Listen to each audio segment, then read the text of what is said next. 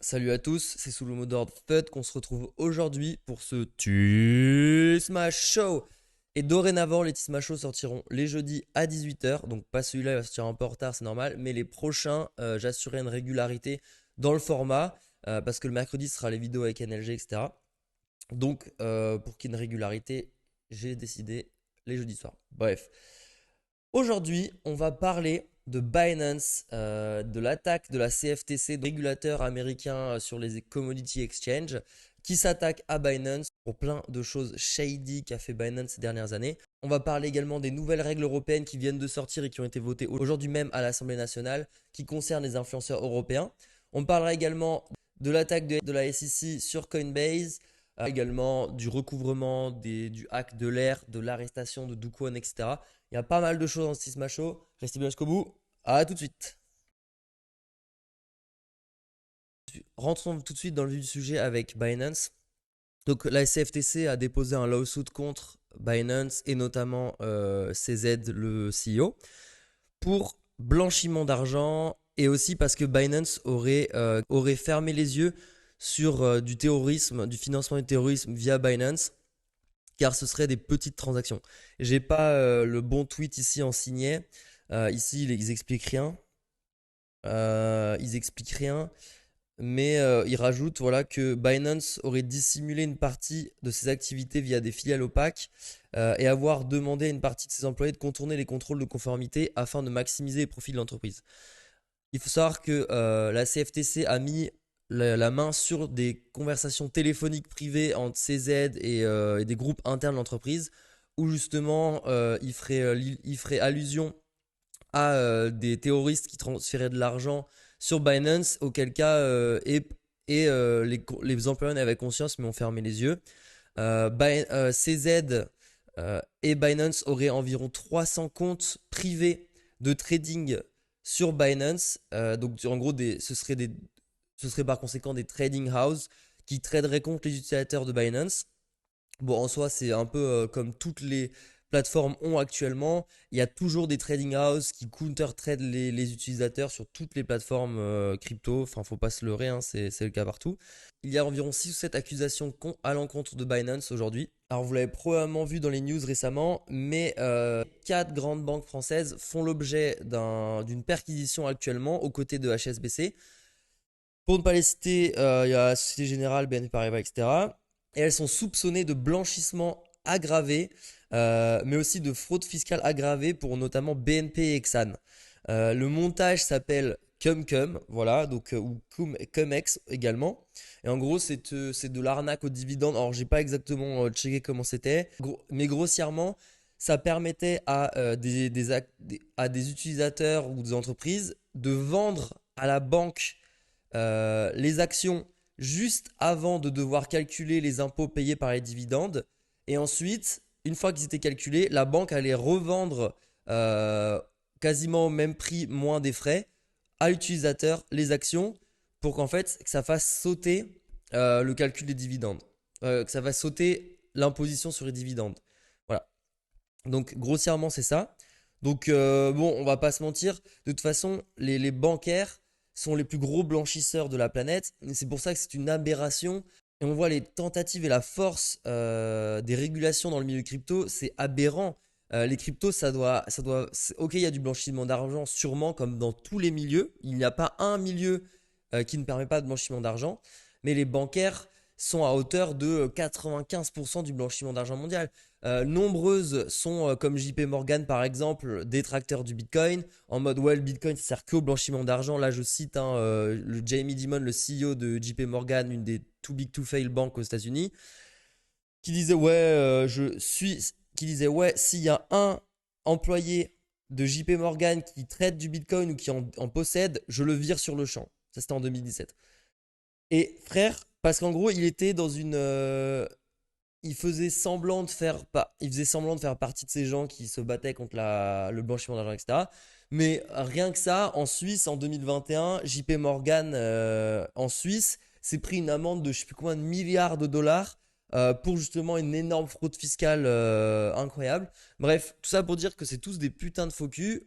Vivement que les bancaires, dans 20 ans, soient remplacés par euh, par du Bitcoin, en tout cas qu'on ait la possibilité d'avoir une porte de sortie vis-à-vis du milieu bancaire. Voilà, donc gros bullshit, c'est que comme un peu la politique, etc. C'est que du vent, de toute façon, on sait bien. Euh, S'ils peuvent pas le contrôler, ils vont essayer de le réguler à la mort si ça les sert pas. Parce que si, et comme on le voit aux États-Unis, pourquoi est-ce que la CFTC, la SEC, attaque hardcore les plateformes crypto sur les 6 derniers mois? C'est parce qu'ils veulent faire de la place tout simplement pour les mastodontes de l'écosystème traditionnel, comme le Nasdaq, le New York Stock Exchange, etc. Fidelity, qui vont, comme on l'a vu récemment, commencer à implémenter du trading crypto d'ici à 6 mois. Donc voilà, ce qu'ils veulent, c'est que, vu qu'ils ne peuvent pas contrôler le Bitcoin, etc., leur but, c'est de contrôler les portes d'entrée et sortie pour rentrer dans l'écosystème. Et ça passe par le Nasdaq, le NYSE, etc., et toutes les plateformes tradies. Voilà, donc c'est pas étonnant qu'ils attaquent les cryptos comme ça. Voilà. Donc, bref, tout ça pour dire que tout ce que vous allez voir dans les médias à propos des trucs, vous commencez à le savoir, c'est du bullshit, du fard à paupières, de la poudre aux yeux, ce que vous voulez. Bref, c'est assez énervant, mais bon. Aujourd'hui est passée donc la nouvelle loi contre les influenceurs.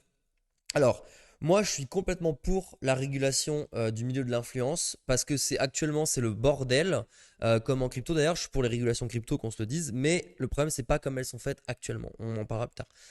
On en parlera ultérieurement. Le truc, c'est que actuellement, il y a un énorme amalgame entre influenceurs, créateurs de contenu. Pour moi, influenceurs, ça va être les influenceurs lifestyle qui vont vendre du random sur les réseaux. Comme vous pouvez voir, toutes ces personnes-là sont majoritairement, notamment la télé-réalité, sont parties à Dubaï pour plein de choses, le mode de vie, pour éviter notamment les sanctions. Parce que si vous êtes à Dubaï, il n'y a pas d'accord d'extradition avec la France, donc la justice ne peut pas vous atteindre. Voilà, donc c'est la majeure partie pour ça que les influenceurs sont partis à Dubaï.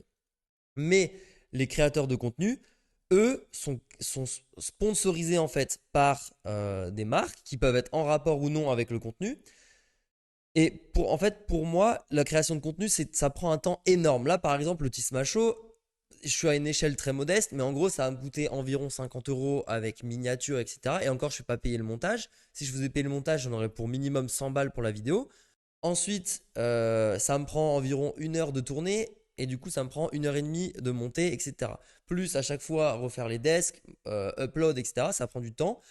Préparer aussi le sujet de la vidéo, avoir les bons signés, etc. Ça prend des heures de recherche Twitter, etc. Donc il faut se rendre compte que la création de contenu prend énormément de temps et c'est normal pour des créateurs de contenu d'être rémunérés par quelconque moyen. Mais par contre, il faut que ce soit éthique. C'est pour ça que quand, par exemple, moi, je suis partenaire avec BitGet et Bybit, c'est des plateformes que j'utilise au quotidien. Mais je me serais jamais permis de faire de la pub, par exemple, ou de promouvoir des plateformes comme Bixi ou comme des merdes sans nom. Voilà, donc qu'on soit bien clair. Moi, je suis pour la régulation sur les créateurs de contenu et les influenceurs, mais il reste, mais que ce soit une régulation intelligente. Mais alors, je ne sais pas exactement comment on pourrait l'implémenter. C'est à réfléchir, c'est un débat. Mais voilà, que vous ayez ma position là-dessus, tout simplement. Et je parle pas des influenceurs Dubaï, etc., qui eux vont juste vendre de la merde et prendre prendre le premier placement de produit venu. Voilà. Ça, pour moi, ça devrait pas exister, mais bref. Euh, Maintenant, concernant la séance publique et le vote aujourd'hui, il y aura seulement les entreprises qui seront titulaires de l'accréditation PSAN qui pourront avoir recours aux influenceurs dans leur promotion.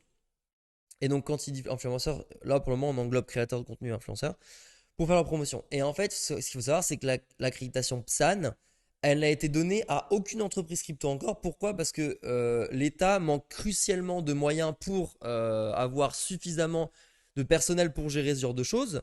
Ça coûte énormément d'argent pour une entreprise. C'est très compliqué de l'avoir. Et c'est pas vraiment adapté à l'écosystème crypto. Donc actuellement, aucune entreprise en France n'a de PSAN. Donc c'est à dire qu'actuellement, aucune entreprise française ne peut faire de la pub via les réseaux, via des influenceurs. Voilà, et donc ce qui précise bien, c'est que une soixantaine de startups aujourd'hui ont l'enregistrement PSAN, mais ce qu'il fait aux questions dans la loi, actuellement avec ce nouveau vote, c'est l'agrément PSAN, qui est une chose différente. Bon, la loi, elle vient d'être votée, mais comme il dit, elle a encore un passage au Sénat, puis un retour à l'Assemblée pour être votée. Et les NFT n'entrent pas dans le champ de ces interdictions. Donc en soi, tant mieux parce que pourquoi? Parce que les NFT, il faut un cadre différent, je pense, parce que les NFT, c'est très complexe. Là, on parle de beaucoup de ramifications en termes en termes de sous-jacent qu'il faut prendre le temps pour avoir les bonnes régulations et pas faire un truc hâté. Pour moi, les trucs influenceurs, c'est un peu, ils ont décidé de mettre tous les influenceurs dans le même panier parce qu'ils ont vu les influenceurs et les dérives des stars de télé-réalité, etc. Et ils se sont dit, on s'en fout, on fait pas de distinction, on met tout le monde dans le même panier, tout le monde est interdit, plus personne, voilà, point barre. Donc, moi, c'est ça qui me gêne.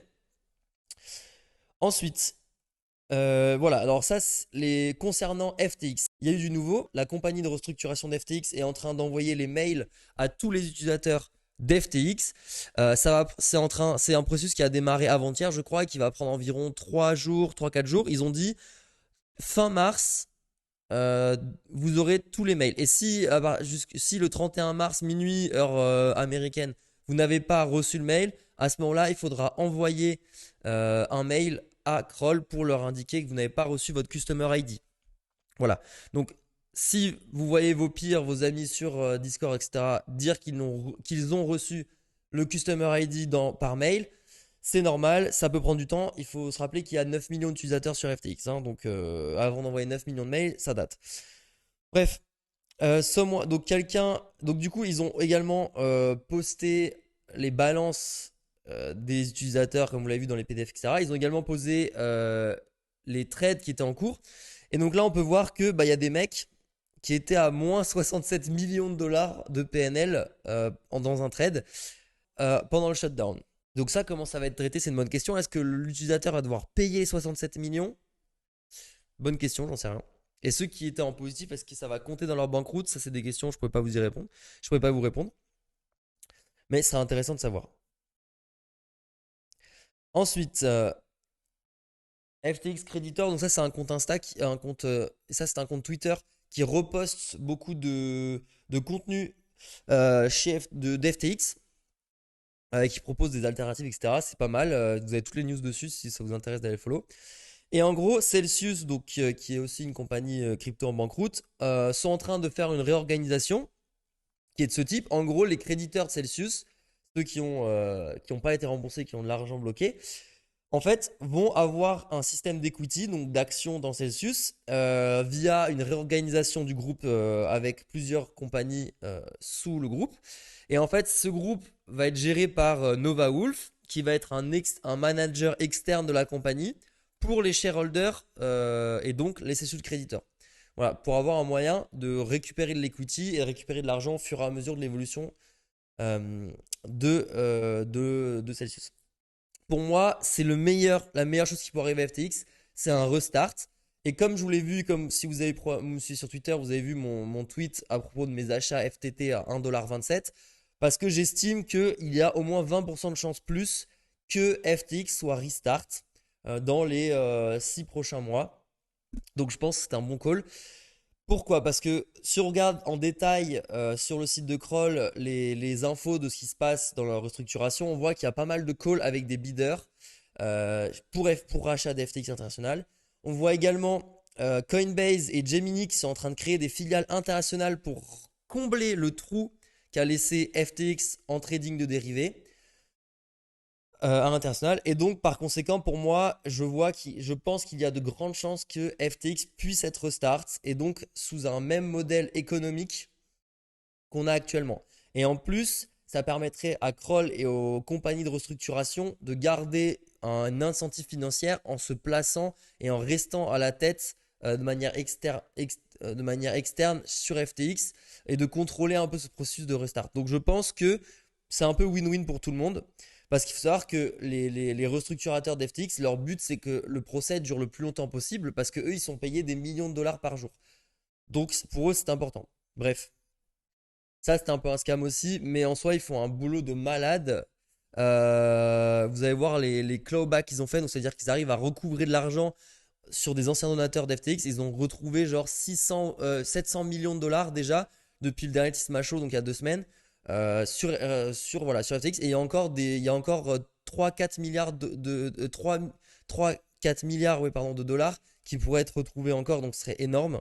Parlons maintenant d'une nouvelle loi complètement aberrante pondue par nos génies à l'Assemblée nationale et députés, et notamment par Aurore, si vous la connaissez. Big up Aurore pour tes super idées qui devraient rester sur les testnets. Alors, en gros, les plateformes comme les plateformes des NFT, donc décentralisées, enfin qui marchent via smart contract, hein, c'est juste des plateformes, en fait, des UI pour des smart contracts, d'accord, OpenSea, etc. Vous pouvez très bien faire un achat et une vente de NFT sur le smart contract vous-même en codant, vous n'avez pas besoin du site, voilà, c'est ça que je veux dire. Euh, OpenSea, Blur, Magic Eden, pour pas les citer, vont devoir du coup instaurer un KYC obligatoire. Une identification des 0 € est obligatoire pour faire tout achat supérieur à 1000 euros.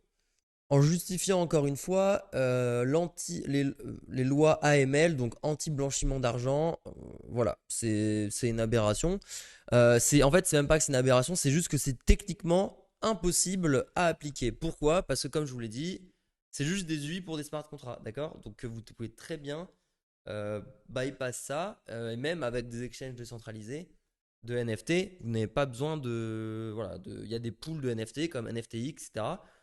Enfin, ça a aucun sens. En fait, le problème, c'est que les lois du KYC, encore une fois, c'est un truc qu'il faudrait travailler et choper des mecs compétents là-dessus pour sortir une solution viable et techniquement faisable. Parce que là, en fait, ils nous sortent des solutions qui ne fonctionnent pas. Des wallets non hébergés, c'est une clé privée, une clé publique. C'est un truc cryptographique que vous pouvez sortir avec n'importe quelle commande sur votre ordinateur. Et c'est tout. Tu peux pas faire KYC, ce genre de choses. Donc, voilà, encore un truc, j'ai hâte de voir comment ils vont faire. Mais pour moi, c'est des aberrations, ce genre de choses. Ils veulent réguler, mais des trucs qu'on a l'impression qu'ils n'ont même pas compris comment ça fonctionne. Donc techniquement, tu peux pas appliquer ce genre de règles. Bref, ça me rend ouf. Là, voilà, là, on pourrait se dire que c'est Luna, mais non, c'est bien le coin, c'est bien l'action de Silicon Valley Bank quand ça a rouvert, quand le trading a rouvert avant-hier. Donc voilà, il est passé de 240 dollars à 0,24, soit une division par 1000. Voilà, vous lisez bien, vous voyez bien, c'est une division par 1000. Voilà, et après, les mêmes personnes qui font les régulations vont me dire, ouais, les cryptos, trop volatiles, trop dangereux, ouais, blablabla. Ça, c'est une liste, donc Cantrin Clark, qui est un très bon trader. Ça, c'est une liste de livres qu'il propose de lire à propos du technique, de l'analyse technique. Voilà, je vous laisse prendre un screenshot et lire. Donc si vous voulez des livres, probablement des bonnes recommandations. Ensuite, ça, c'était un tweet que j'ai mis en signé juste pour me foutre de sa gueule. Pourquoi? Parce que ça a été retweeté à mort. Et c'est en mode, ouais, ChatGPT, il a deviné le prix du Bitcoin en janvier 2024. Mais le mec, ce qu'il a dit, c'est en gros, il donne une liste de nombres et il dit, essaye de trouver le prochain nombre. Mais frère, ça a aucun sens. Enfin bref, il a donné les prix du Bitcoin à chaque 1er janvier et voilà. Mais bullshit, enfin moi aussi, je dis, vas-y, je fais l'équivalent, je dis à ChatGPT, dis-moi 120 000. Il dit 120 000, je prends un screen, je dis, oh, c'est le prix du Bitcoin dans un an, les gars. Je me fous de leur gueule, mais je l'ai pas fait, j'avais la flemme. Tej. Alors, la réponse maintenant de CZ, le patron de Binance, à la CFTC pour le lawsuit. Alors, je vous la fais rapide, mais en gros, ce qu'il dit, c'est que Binance, c'est les best en fait en termes de régulation. Ils collaborent H24 avec les régulations américaines, etc. et internationales. Ils ont un KYC programme qui est obligatoire. Ils bloquent les gens par IP et ils essayent de bloquer les VPN qui sont utilisés principalement. Ils savent pas, ils pensent qu'ils sont les meilleurs justement dans l'écosystème crypto pour ça. Ils ont toujours été transparents avec les law enforcement. Ils ont aidé ils ont aidé sur plus de 55 000 requêtes du gouvernement et des law enforcement pour freeze ou bloquer des assets crypto sur l'exchange. Plus de 125 millions de dollars en 2022 et 160 millions depuis le début 2023. Ils ont plein de licences et de registrations et que Binance.com ne traite pas ou ne manipule pas le market sous n'importe quelle circonstance. Et ce qu'il raconte, c'est qu'il dit en effet qu'il a deux comptes sur Binance personnel, un pour sa Binance Card et un pour ses crypto holdings. Euh, et que Binance a également un truc a une règle de 90 jours de trading pour les employés qui fait que vous n'êtes pas autorisé à revendre un coin une fois que vous l'avez acheté avant, sous 90 jours. Donc vous êtes bloqué pendant 90 jours dès que vous avez fait un achat. C'est pour bloquer l'insider trading. Et aussi, ils bloquent les employés sur le trading de futur. Ils ont également beaucoup de... Ils ont également une sécurité stricte sur ceux qui ont accès à des informations privées, etc. pour justement les listings et tout, pour pas qu'il y ait d'insider trading encore une fois. Voilà, mais donc c'est ce qu'il dit. Bon, il parle pas des 300 comptes de trading house qu'il y a sur Binance, etc. Bref. Ok, bon, rien de ouf. Voilà, petite news marrante. Les wallets d'Alameda ont reçu leurs airdrops d'Arbitrum, donc l'airdrop qui a fait beaucoup de bruit ces derniers jours, valué à plusieurs dizaines de milliers d'euros chez certaines personnes du crypto Twitter FR. Big up, petit prince ETH, si tu nous regardes. Donc, et vous voyez qu'ils ont reçu sur leur wallet 2100, 5000, 6000, 8000, donc on va dire 14, 20 000. Ils ont reçu 30 000 Arbitrum sur leur wallet, l'équivalent ouais, on va dire, ouais, de 50 000 dollars. Enfin, pas mal, quoi. Bref, drôle. Ouais, donc ça rejoint les mesures de Bruno Le Maire, donc ça rejoint ce qu'on a vu tout à l'heure. Qu'en gros, les influenceurs de moins de 16 ans, ils devront attendre une autorisation de l'État et 90% des sommes perçues seront gardées jusqu'à leurs 18 ans, ça pourquoi pas. La promotion de la chirurgie esthétique sera interdite, ça pourquoi pas. L'utilisation des filtres lors de la promotion d'un produit devra obligatoirement être mentionnée, pourquoi pas. Pub pour les jeux d'alcool, les jeux d'argent, de l'alcool, le tabac seront plus encadrés comme dans les médias traditionnels. Ok. Voilà. Et puis la responsabilité des plateformes numériques pourra être engagée en cas de contenu problématique. Ça, c'est pas mal. C'est-à-dire que si tu fais trop de la merde, ils ont le droit de demander à Insta de défoncer, de bloquer ton compte. Ça, pour moi, c'est la meilleure solution possible pour faire peur aux influenceurs, notamment qui vont se cacher à Instagram, qui vont se cacher à Dubaï pour ce genre de choses. Ça, pour moi, c'est un des meilleurs trucs à faire. Encore une fois, faut réussir à avoir une police qui soit pas trop déconnecté de la réalité et qui ait une bonne vision des nouvelles technologies, etc. et qui ne freine pas les bonnes choses et qui discerne les bonnes choses des mauvaises choses. Bref. Ouais, là j'avais mis un tweet aussi parce que je sais pas pourquoi je l'ai mis en signé, j'ai dû misclick. Mais en gros, il y avait un petit peu un drama sur crypto Twitter FR en mode ouais, moi je suis là depuis 2021, j'ai apporté plein de value à le space et on oublie que je suis un peu un OG, etc. Et du coup, j'étais obligé de commenter et de poster le Discord de The Black Flamingo parce que TBF, moi je l'ai créé fin 2017. Donc, je pense que je suis un des premiers sur le crypto Twitter FR à avoir fait un Discord. On est peut-être 3 ou 4 et je suis même pas sûr qu'ils sont encore là. Il y avait la baleine qui a été créée un tout petit peu après ou en même temps, mais il y avait personne sur la baleine à l'époque et il y avait aucun autre Discord FR. Voilà. Donc, big up The Black Flamingo, les vrais OG savent. Euh, alors, deux news. Donc, ça, c'est Asher, vous connaissez bien. Le hacker de l'Air Finance vient de retourner 51 000 Ether, soit 50% du montant détourné. Comme vous l'avez vu dans le dernier Smash Show, il y a eu un hack sur l'Air Finance de 200 millions de dollars. Et là, le hacker, il a commencé à péter un câble et il a commencé à culpabiliser de ouf.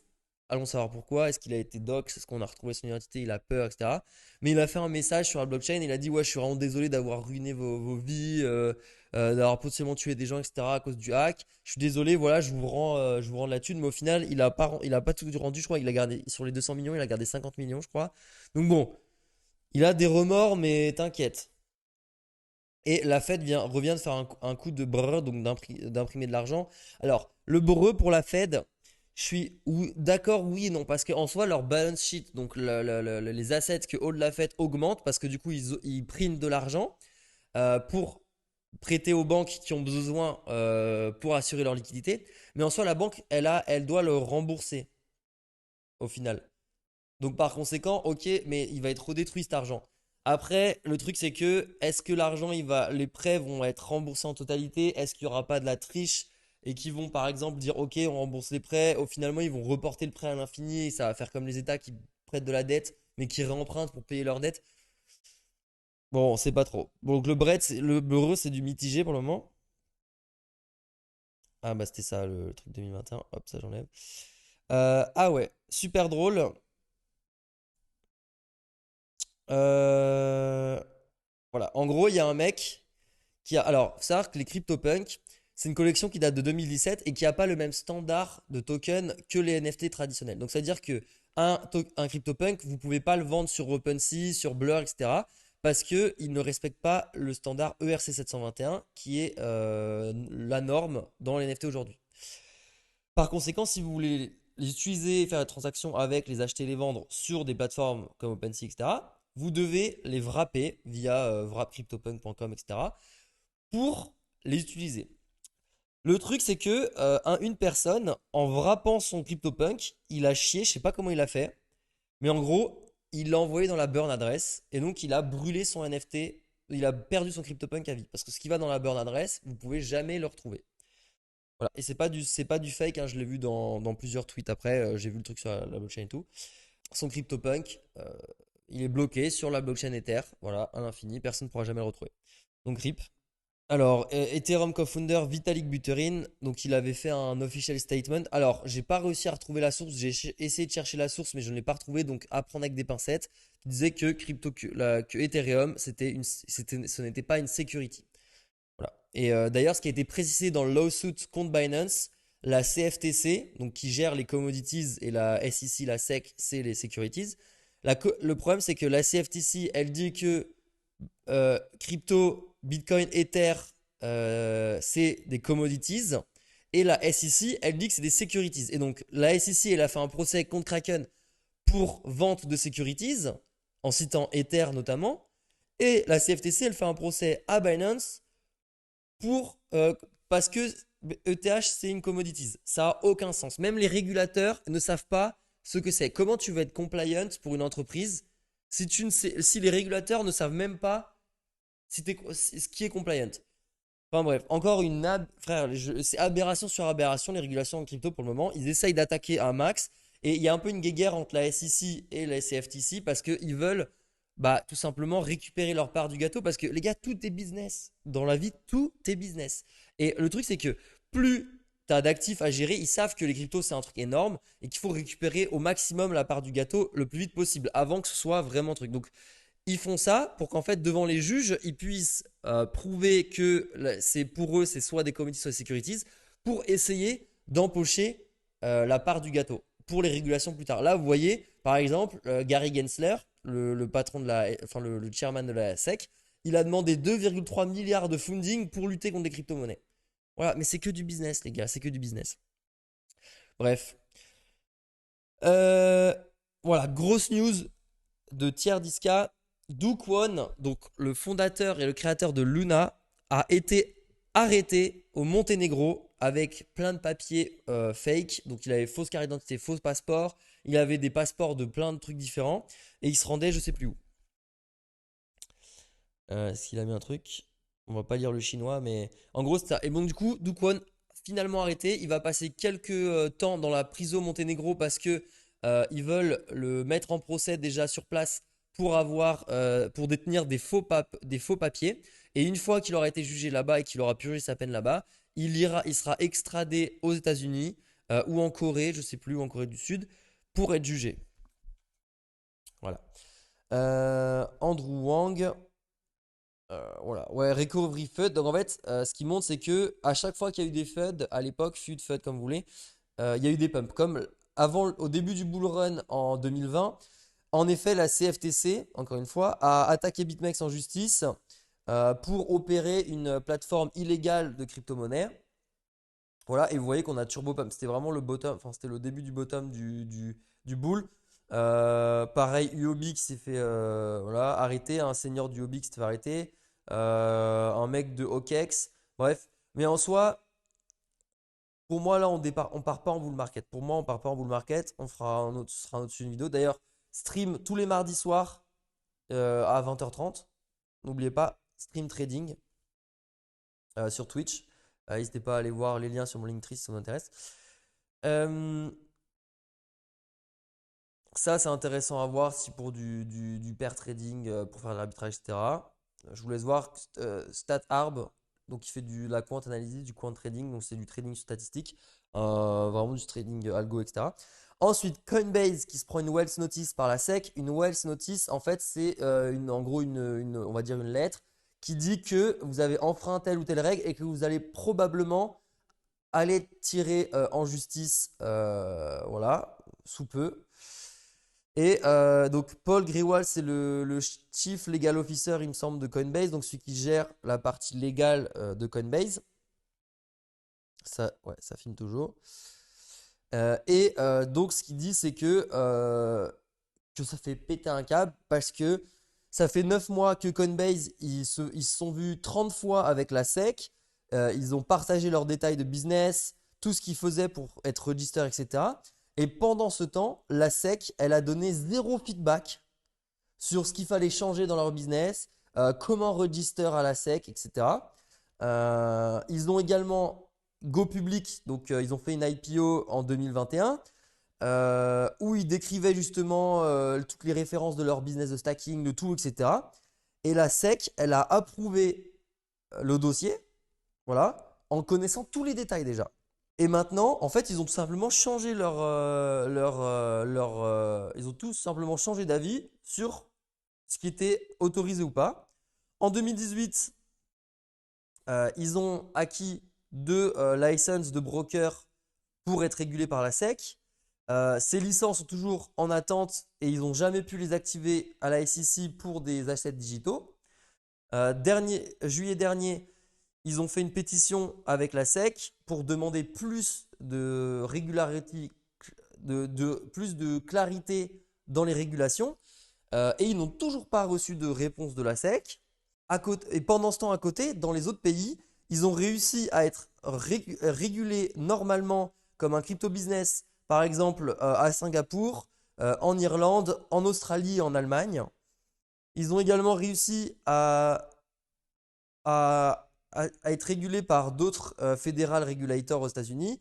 Ils ont obtenu leur DCM et DCO license de la CFTC. Voilà, donc la CFTC qui font un peu mieux leur job que la SEC apparemment, et d'autres régulateurs US. Et la SEC, c'est les derniers qui répondent pas. En fait, littéralement, ils leur demandent plus de clarté dans les régulations. Et en fait, la SEC, ils les ghostent. Et après, ils leur envoient un procès. Genre, ça n'a aucun sens. Euh,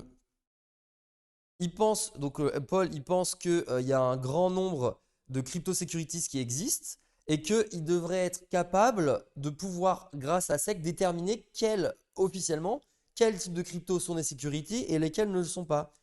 Euh, et donc c'est un point c'est un sujet qu'il a abordé régulièrement avec la SEC. Et à chaque fois, la SEC, elle répond vaguement et ils établissent pas de règles claires dans les cryptos. Et c'est un truc, par exemple, qui me saoule en France aussi, c'est que par exemple, la limite pour être déterminée en tant que trader, c'est pour ça que moi j'ai quitté la France et que je suis allé à Maurice, c'est parce que régulateur, d'un point de vue de la loi, c'est très compliqué de savoir ton statut. Je suis crypto trader, je fais pas mal d'argent en trading, mais je sais pas comment je suis requalifié fiscalement. Parce que tu peux être pro à partir d'un certain truc, mais ils disent pas le montant, ils disent pas ils disent juste que tu peux potentiellement être converti professionnel. Et j'ai pris un avocat fiscaliste et il m'a dit en effet, euh, probablement vu ton profil, tu vas être recadré en tant que trader pro, mais ça va être au bon vouloir d'un juge. Donc tu peux très bien payer tes impôts comme étant en flat tax, comme étant pas pro, avoir un autre business à côté et tout. Mais si d'un coup tu gagnes beaucoup d'argent et du coup l'État il dit ok, mais d'un coup si l'État il souhaite te tomber dessus pour X ou Y raison et que tu te prends un procès, que tu te fais traîner en justice, bah le juge il peut très bien dire ah bah en fait sur les 4 dernières années vous avez payé tant, bah c'était pas bon parce que vous êtes en fait un trader pro et donc vous devez payer bien plus. Et en gros, bah, 4 ans après, ils peuvent te reprendre et faire en mode frérot, tu payes plus, t'es trompé. Mais parce que c'est pas clair, en fait. Il y a pas de. Et ça que je reproche à la France, c'est qu'il n'y a pas de cadre défini tout simplement. Et là, ils font des. Alors là, on pourrait faire une éloge de leurs mesures en crypto, alors, pour les influenceurs et tout. Mais c'est pas bien. Il faudrait qu'ils consultent des pros du sujet. Il faut qu'ils consultent des gens qui vivent de ça, qui sont dans le milieu, pas qui vivent forcément de ça, mais qui sont dans le milieu, qui interagissent tout le temps avec l'écosystème, et pas des gens qui ont rien vu, qui connaissent pas. Et ça, c'est un truc de fou. Bref, changeons de sujet, continuons sur un truc. Et bref, tout ça pour dire que, euh, en gros, Coinbase, ils en ont marre parce que bah, la CFTC, la SEC, ils n'arrivent pas à s'accorder sur est-ce que c'est une commodity, une security. Donc, comment est-ce que eux, ils peuvent être clairs et se mettre en accord avec la loi si les régulateurs ne sont pas d'accord? Voilà. Et ça, c'est un problème partout en crypto. Voilà, donc ça, c'est le même. C'est Brian Armstrong, c'est le CEO de Coinbase. Donc, le chairman de la Fed, Jérôme Powell, nous annonce que cette année, il n'y aura pas de rate cut, donc on ne va pas descendre les taux. Voilà. Euh, la SEC, du coup, elle a attaqué en justice Jake Paul pour de la promotion de crypto illégale, ainsi que elle a aussi attaqué Justin Sun dans un autre procès, mais là, du coup, apparemment, c'était crypto avec Justin. Et donc, Justin aussi, mort de rire, il a été attaqué pour manipulation des marchés, etc. Et 10 minutes après, il a mis un tweet en chinois en mode Pump it. Ensuite, ce dont je parlais tout à l'heure, FTX a chopé 460 millions de dollars de récupération pour les créditeurs. Donc c'est le premier big clawback, donc c'est le recouvrement des fonds, pour 460 millions de dollars chez Modulo Capital. Donc ça, bravo à eux. 460 millions de dollars en plus pour nous. Ça, c'est très bénéf. Et il y en a plein d'autres qui arrivent. Il y a les 2,1 milliards de rachats des parts de FTT pour Binance. Il y a également un autre à 2,5 milliards de loans qui ont été repayés par Alameda juste avant le crash chez Genesis. Donc potentiellement 2,5 milliards à choper chez Genesis. Mais Genesis est en banqueroute aussi, donc bon, c'est une galère. La Maison Blanche nous informe que les crypto-assets n'ont aucune valeur fondamentale et qu'ils ne servent également et qu'ils ne servent pas du tout à remplacer la monnaie fiduciaire.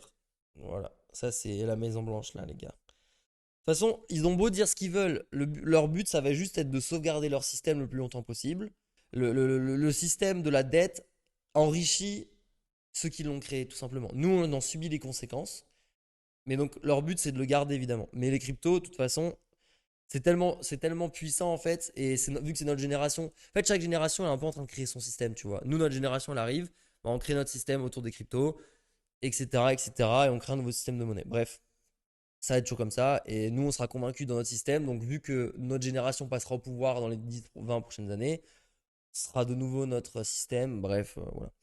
Euh, Super drôle. Les avocats derrière le procès d'FTX se font harceler par BitBoy. Ils leur envoient BitBoy qui leur envoie des messages comme ça. Salut les motherfuckers. Je traduirai pas, voilà. Vous savez que je suis bande de putes, blablabla. Il les insulte de FDP, etc. Euh, Bref, il les traite de toxic ambulance chasing cancer. Bref, ben, en gros, BitBoy il se prend un procès pour avoir chillé FTX euh, par justement un class action lawsuit. Donc voilà, du coup, il a le seum parce qu'apparemment, il aurait jamais chillé FTX. Mais bon, bullshit parce j'ai vu des vidéos où il a chillé FTT. Donc bref. Il y a les hackers du Ronin Bridge, donc qui était la Corée du Nord, qui ont envoyé un message aux hackers de Euler Finance et qui lui ont dit de décrypter ça avec la private key de trucs et tout. Et en fait, c'était un phishing et ils ont essayé de ficher le hacker de Euler Finance, donc du coup, c'est super drôle. Circle, donc l'entreprise émettrice de l'USDC, qui vient d'être approuvé en framework regulatory, qui vient d'être approuvé sur un nouveau framework en France pour exercer en France et émettre en France, j'imagine. Je sais pas comment ça va marcher. Pour faire bénéficier 800 millions de personnes en Europe de l'Eurocoin. Donc c'est big. La Sushi, l'échange décentralisé, c'est également pris un SEC Subpoena. Donc un SEC Subpoena, c'est en gros leur dire d'arrêter les opérations. Voilà, bon, il n'y a plus grand chose après. Bon, vous avez peut-être entendu parler, on va s'arrêter là-dessus, du 1 million de dollars bet, du mec qui a dit que dans 90 jours, le Bitcoin sera 1 million de dollars. Bon, c'est du gros bullshit marketing parce que le mec, il vend des livres en fait. Voilà. Il vend des livres, c'est un auteur de crypto, je crois. Mais en gros, il a fait un qui est devenu ultra viral. Vous voyez, là, il y a 13 millions de vues sur son tweet. Ça a été retweeté, pris par plein de chaînes TV et tout. Mais c'est du gros bullshit marketing, frère. Même si le dollar, il va pas devenir, il va pas faire une hyperinflation en quelques jours là. Enfin, n'importe quoi. Gros bullshit. Bref, on va s'arrêter là-dessus. J'espère que ce match vous a plu. N'hésitez pas à like et follow la vidéo si ça vous a plu. Et on se retrouve jeudi prochain à 18 h pour le prochain Smash Show. Allez, salut les jeunes, ciao.